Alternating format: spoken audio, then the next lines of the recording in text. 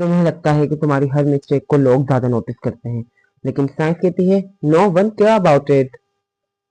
हम समझते हैं कि लोग हमें उतना ही नोटिस करते हैं जितना हम अपने आप को नोटिस करते हैं, लेकिन साइंस कहती है ऐसा कुछ भी नहीं होता।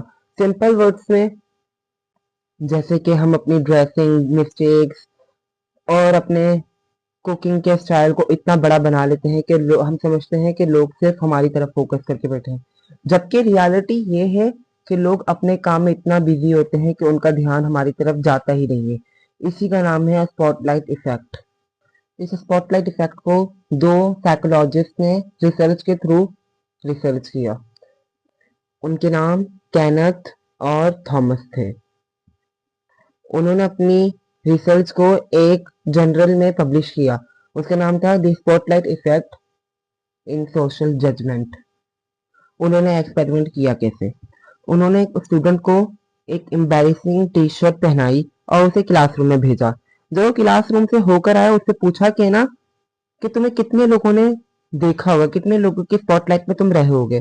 तो उसने कहा लगभग 50 to 60% लोगों ने मुझे देखा होगा। ठीक है, लेकिन जब रियलिटी चेक हुआ तो उसे सिर्फ 20 to 25% लोगों ने देखा था।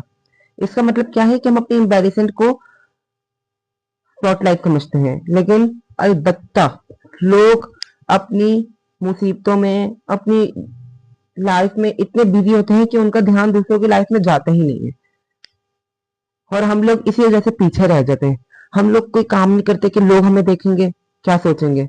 ऐसा क्यों होता है?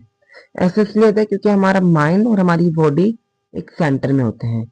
हम भूल जाते हैं कि हर पर्सन अपनी लाइफ में एक हीरो होता है।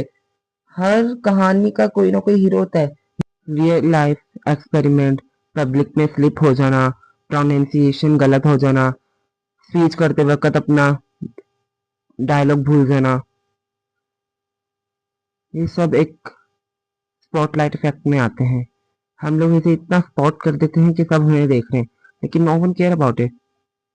स्पॉटलाइट सिर्फ तुम्हारे दिमाग में है, रियल लाइफ में नहीं। So no care about it.